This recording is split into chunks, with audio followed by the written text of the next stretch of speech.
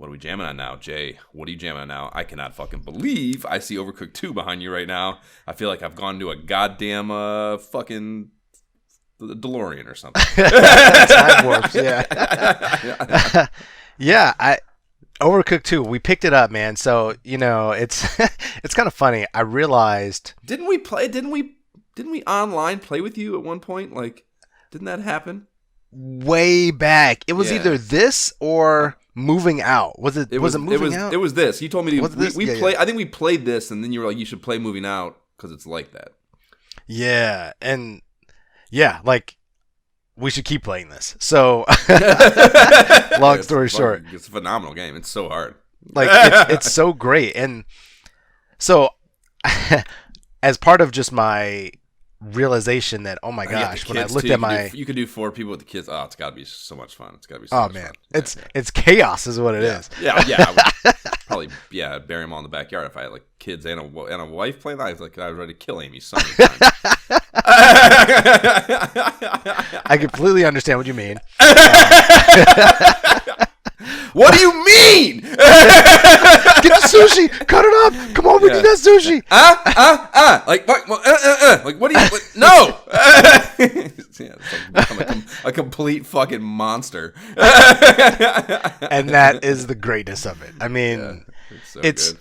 So the funny thing about it is that over time, our tastes have changed, and the things that the kids have wanted to play have changed. And originally, it was just kind of me and Zion doing things, and now that Zeke is old enough, clearly, to be playing these games and loving them and, enjoying games, I've just been like trying to remember what are the best games we could play together. And that's cool. Yeah, that's a good incentive to be going. Yeah, that's cool. Yeah, and the funny thing about it is that when I realized that on the Xbox home screen, I could kind of customize it and kind of group all of my catalog games in like different categories. And so I'm like, all right, these are going to be my adventure games. These are my PvP games. These are my family fun games.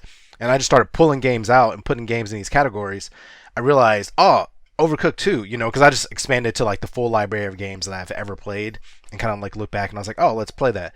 And so just over time, I've been playing it with the kids. And the funny thing is, when Zeke plays, it's absolute madness because he's like taking his time and so it's like low expectations. We're doing like the easier levels that we can on that, and then we got Courtney involved, and she got into it. But then when it gets too stressful, she gets frustrated. You know what I mean? Because you got to like stay coordinated, and so it's become just me and Zion going through. How far are you? Like what? We're on World 6. Like we've gotten like tons of stars. Like we have actually in the last couple of weeks we've gone through, me and her, and unlocked all the special Kevin stages. So you have to like go through certain levels and get like beyond 3 stars. You have to like hit a high point total, like with tips beyond 3 stars. So me and her have been doing that. I don't think we did. Like Kevin's the dog, right? Yeah, and so it's like the special ones, and so like it's great because like me and her are like the most locked in and focused. So just the two of us playing, we're coordinating. Like, all right, you do this, like we're able to do it, and like we're failing, and we excel and get it and unlock the others. But then when we introduce another player, that's when it gets chaotic. But like me and her have just kind of been going through and just focusing and like laser. All right, what's the next stage? Let's do it. Let's take it out. There was some of the latter game like 3 stars. I'd be like, fuck off, like fuck off with that. No way, fuck you. There's no way. Yeah, I thank God that I don't have like that. Because I am so fucking weird about so many things and so completionisty. I'm surprised that I can go through a game like that and not like and I mean and I would try. We started and I tried, but you get to a point it's like no. Like I can not gonna like this is too frustrating. Like I got to let go of this emotionally and just move on to the next thing and enjoy this. Dude. So you haven't gotten to the end of the game yet, then have you? Not yet, but like it's fun. Oh my god, the last level's so fun. Wait, have you beat it all? You beat it? I did not. Without I on like one star. Okay. Not completion, but yeah, we went through the whole game. Oh my god, dude. We like stopped playing. We like got to it and we're like, no, fuck off. No, fuck off. And like stopped playing it for months, I think. Yeah. And like just, got a hair up our ass and picked it back up. And with that like finite goal and really grindstoning it, like we got it done. But oh, dude, when you first go through, the first time you go through it, it's gonna blow your mind. It blows your fucking mind because it is like it's just on a whole new. I mean, think about like. By 6, you've already played some tough shit like that. Have you got to the hot air balloon ones yet? Where you gotta go yeah. Oh my god, those are so terrible. I hate those. Yeah. So fucking you've played some hard shit. Like so, you've experienced pain and suffering by the time you get to this last level, and this last level is like, it's not human. It's not. No, you got to be a robot to do this. And get through it. Yeah, it is amazing how. That again, like I was talking about with Gyrus at the thing, like, you would no complaints about the like, biggest fucking, climb the tallest mountain. She's like, oh my god, is the end of that game. Like, let's go, motherfucker. You want to be a game? You want to play games? Let's play a fucking game, motherfucker. Nice. That makes me excited to hear because it's been. Yeah. I feel like it's been that way unlocking the Kevin levels because we struggled kind of like you said and we just stopped playing because it would be like 3 or 4 of us trying it and just like we just stopped playing for a while, but then like just me and Zion picked it up later. Yeah, and we would just be able locked in just because just the two of us, and so yeah, I can totally see that, just the grind of like some of these levels, like 3 stars will be like 700 points and like but what you have to get is like 1100, and I'm like, what? And we just kept getting like 1076. Like, what do we have? Like, what else can we optimize? And we're like, all right, what if we try this? And and that's what. Yeah, I love that about it. That like, like designing systems and like, that kind of real time problem solving is. I fucking love that shit. So yeah, it's such a good game. It's so good. Wait, so if you beat that, and I'm assuming you did not beat Moving Out, huh? No, I told you Moving Out was too sloppy. I hated how. Oh yeah. It was too. You could not be precise. Like it was designed to prohibit you from being precise. Like Overcooked is chaos, but the control set or whatever can be mastered and can be executed flawlessly if you execute it flawlessly. Yeah. Moving Out is just a shit show. Like it's that loose. I mean, I guess eventually you could everything is a finite set of code, so you can get to the optimal play. But Moving Out is designed to be so much sloppier that like even like you complete those levels and like you get all the shit in the truck and it's like everything's like it's all bouncing around, gets in and it's like it's like even succeeding in that game didn't make me feel good because of how disorganized it was, So like it was not.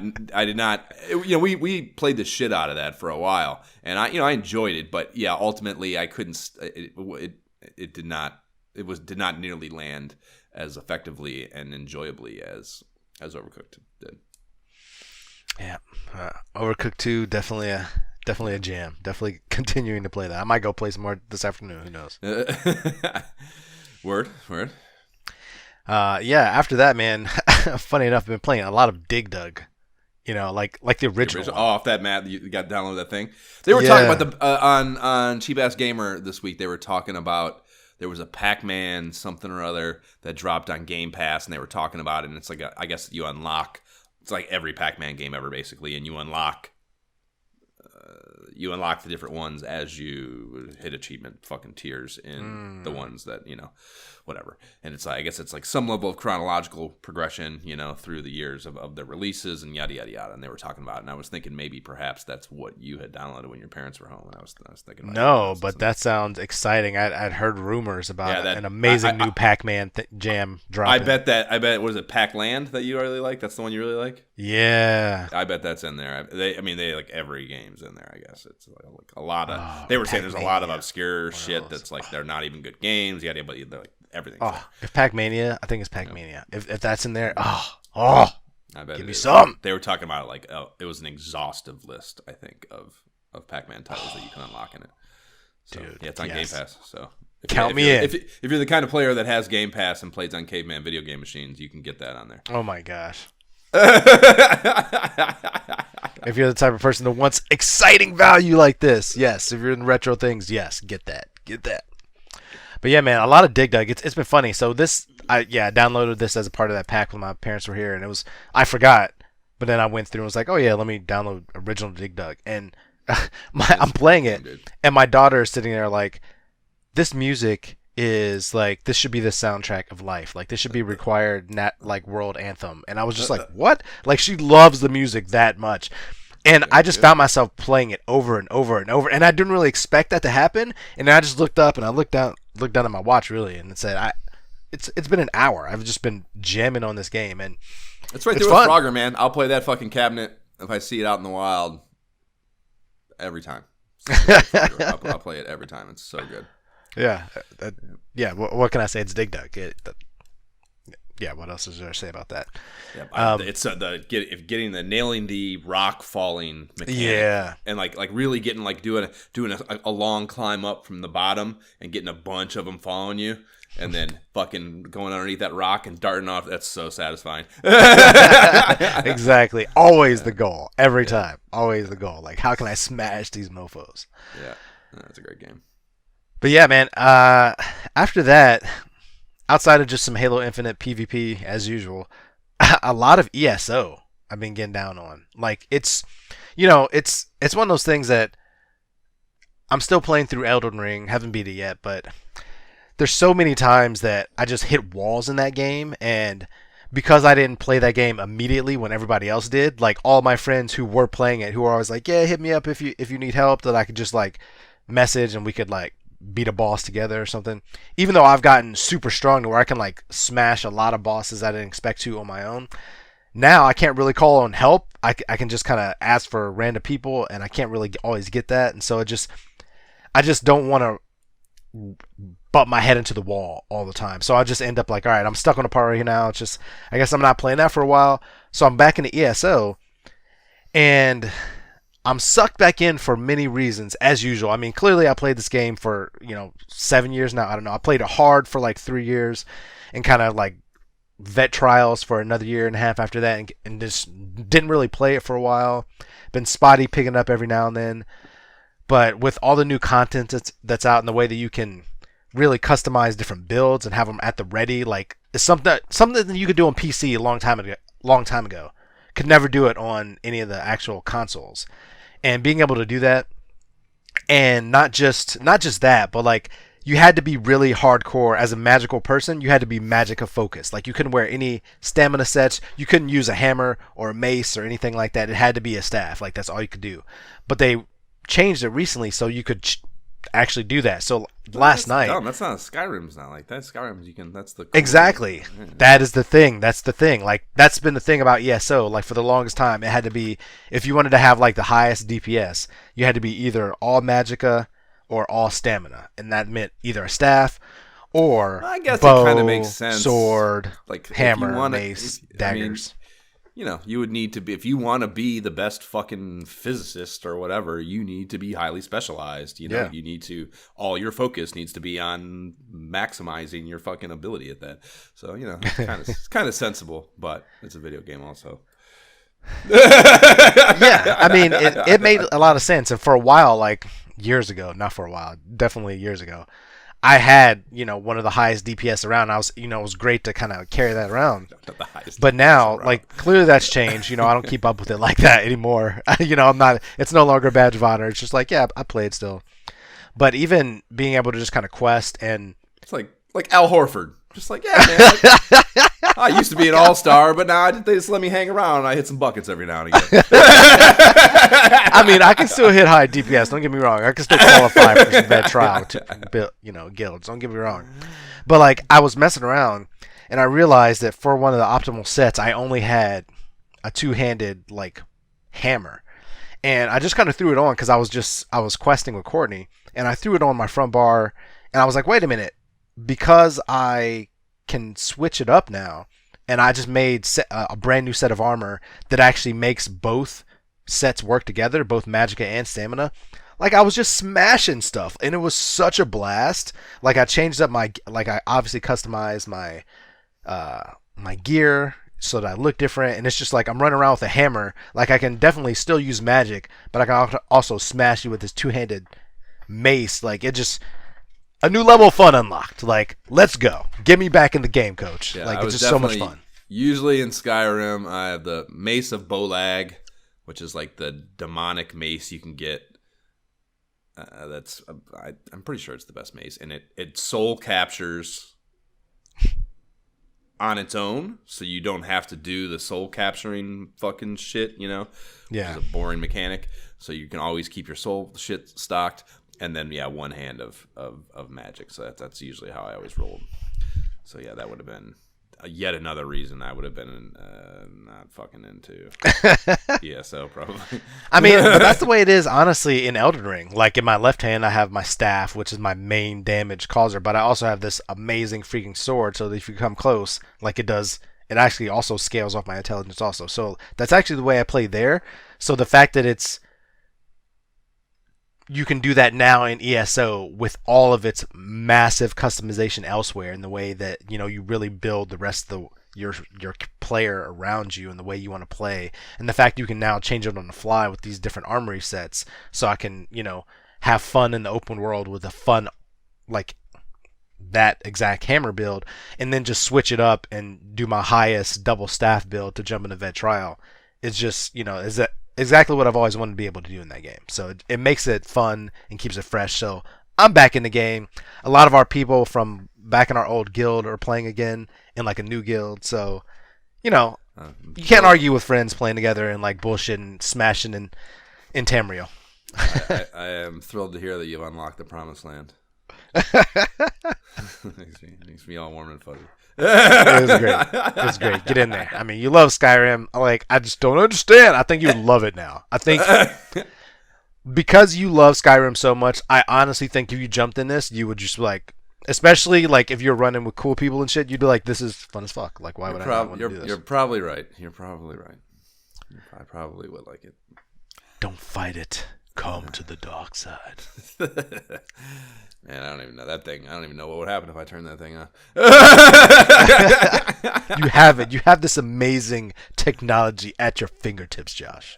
Yeah. But yeah, other than that, not a lot of gaming. What about you? Clearly, the new Walkabout that dropped, you've already found all the balls on. Like, why am I not surprised? My first time through, I found all the balls the first time through. Why am I not? How long did that round take you? I played that first one. Well, I recorded it, and fucking Facebook it cut it off 22 minutes in for some no particular reason. So I don't know the exact time, but I would guess maybe 40 minutes, which is about when I did. Okay. I recorded the full Sweetopia first run, and I think I'm missing one ball. I think I only found 17 in that case. Whatever the case, though, I was looking for balls the whole time. And kind of just taking it all in, and that one was about 40 minutes too. So I guess that's about the par for the course, Jay, for that kind of activity.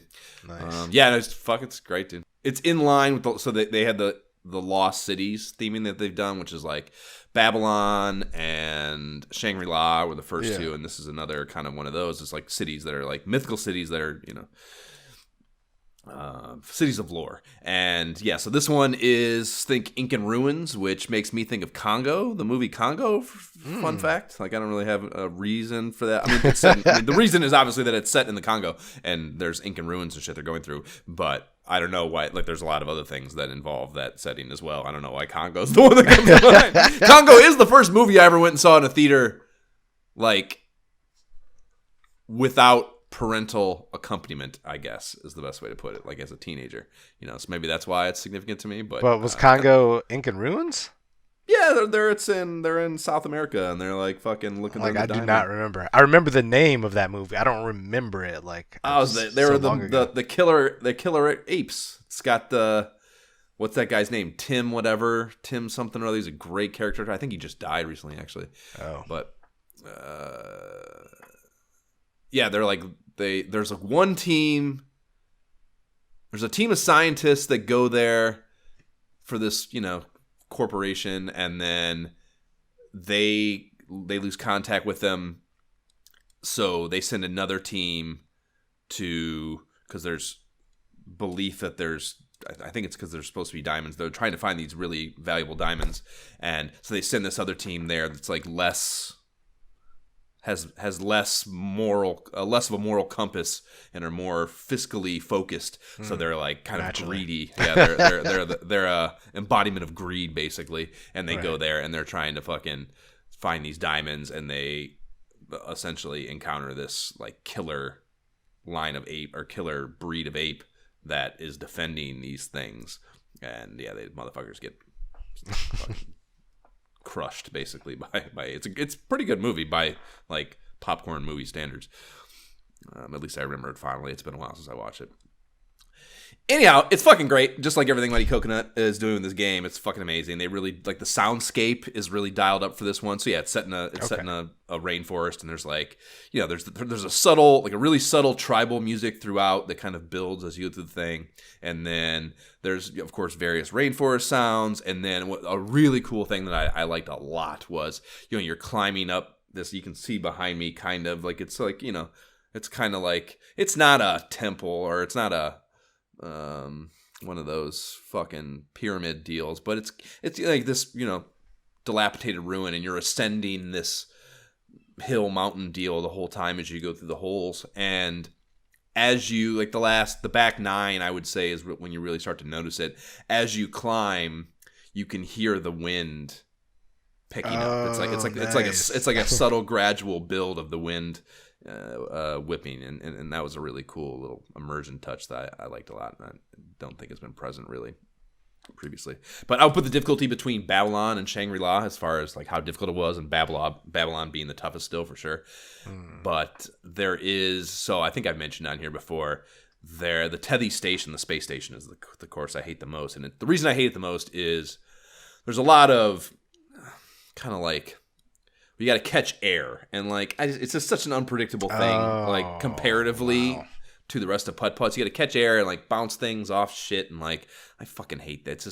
It's just not reliable, at least not the way I like it to be, and or for me, I guess my you want precision every time. You want to do the exact science. My skill set does not lend itself to doing well with that thing. So I hate that fucking level. And you gotta adapt, Josh. Growth mindset, man. Right. Come on. They keep 2022. This fucking course has one. The what is it? The Let's Talk Oculus pod that I listened to. They talked about it before I was able to download it, and on Wednesday I think they dropped that, because the course came out on Thursday. Whatever the case, they were talking about, and they mentioned there were Tethys Station vibes in the course, and I was like, what the hell is that? Because I've actually joked with them on Twitter and shit about how Tethys Station, they did like a poll of what the best courses were and shit, and we were talking mad shit about the Tethys Station. But so yeah, they mentioned that again in the pod, and I was like, oh fuck, that's not good to hear. And then I play through it, and hole 12 is like, I was like, this is it. This is the fucking Tethys Station fucking hole for sure. You gotta like bounce the ball off this little small target, like a over top. There's like a, I don't know. You start up on one ledge. There's like a ledge down below with all these fucking obstructions and shit, and then another an elevated ledge on the other side of that where the pin is. And the optimal thing to do is bounce it off this little target in the mess of shit down below, and skip all that and just bounce it onto the other platform on the other side of the pit, basically. And it's not a big fucking thing at all. And yeah, like the second I got there, I was like, fuck. And I sure enough, man, I stroked out on that hole. So I think 8 strokes was the limit on that one. So I stroked out, and that pissed me off, of course, but I still dropped an even par on my full 18. So even with the stroke out, I did pretty well. And there were a couple others that had some bounces too, not nearly as precise and frustrating as that one, but yeah, like if you don't make that bounce, it's a shit show down there. Like you gotta it was so bad, dude. It took me like 5 or 6 hits just to like get it up onto the hill where you could then take an actual shot. Yeah, it was fucking very frustrating, but cool. Yeah, I recorded that. The recording function cut it off at 22, like I said, but that's on our socials if you have some weird inclination to watch screen cap of me playing putt-putt. And then the other thing I started playing, I downloaded this game called Area Man Lives. And what was where was the recommendation? I Never heard of that one. Yeah, I know it's I think it's an Oculus original, and VR original for sure. Because yeah, dude, it's VR when it's done right, when they really embrace what that technology allows you to do in a video game. It is just so fucking next level and so far ahead of these machines, dude. It is just VR developers are playing chess, and all these Neanderthal flat screen developers are playing fucking tiddlywinks, dude. This game, here we go. Okay, this game incorporates the player's voice in likely the best way I've seen yet. So I mentioned we talked about that Wizard game that was cool, that you had some voice commands and stuff that were really interesting. This one, you are a radio DJ, and it's like I guess it's a little fantastical in a lot of ways, and it's not like the environment is kind of, I don't know how to, I don't want to say kiddie and dumbed down, but it's not a DJ simulation really, but you are essentially in a DJ room, DJ booth, right? And you have your microphone, you have a table, you have all these little cartridges that are the recordings of commercials and news broadcasts and all these things you got to pop when you're instructed to by your producer on the other side of this little window that he talks to you through. And there's records. You got to put a turntable. You got to put the records on and play the records when appropriate. And then there's other stuff in the room you got to interact with too. Some time killing things like there's like pencils stuck all on the ceiling, so you can throw pencils at the ceiling. And there's all these so random. It's such it's so weird and quirky. But again, the voice thing. So it's like you're on the radio. So there's the game starts and it's like. The worst thing, I don't know, I listen to a lot of fucking Bill's Talk Radio, and they say it on there all the time. It must be like Radio 101, the first thing they say to you when you get into radio school or whatever the fuck it is, wherever you get taught to do radio. Silence is the worst thing in the universe. Talk, say fucking something. Do not let dead air happen. That's the worst possible thing. No matter what it is, just say something, So, the game starts, and it's they don't give you any... there's no warm up, or it's just go, and it's fucking, say this shit and do this thing, and you got to do all the. So it's this multitasking situation where you have to talk and stay on task verbally, and you got to do all the little chores and shit. And there's little the things you got to do. They got to record this new thing. So when a record's playing, you'll have to you have to record this new commercial that they have the script for. You got to record that so you can play it later, and all these little multitasking things that you got to do that are and again, it's all voice driven. And then you got to people call in. You got to take calls, and it's fucking crazy. It's fucking crazy how well the voice recognition works.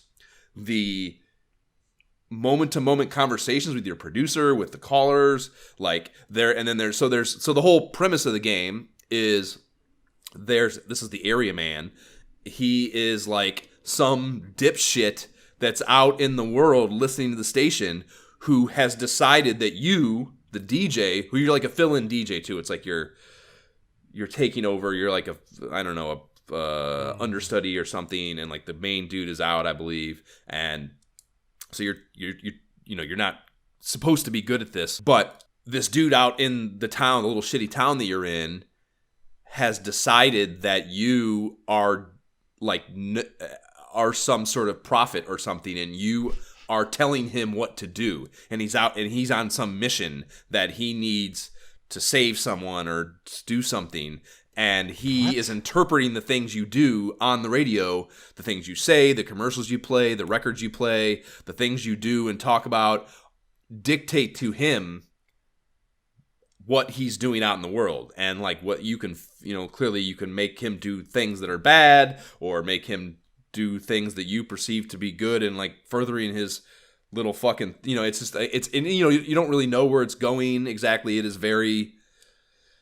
I don't understand. You have to interpret. He'll say you have to look at where he's at. He'll tell you. You can hear him. He's like, he doesn't have to call into the radio. You can hear him for some, again, there's like some fantastical aspects.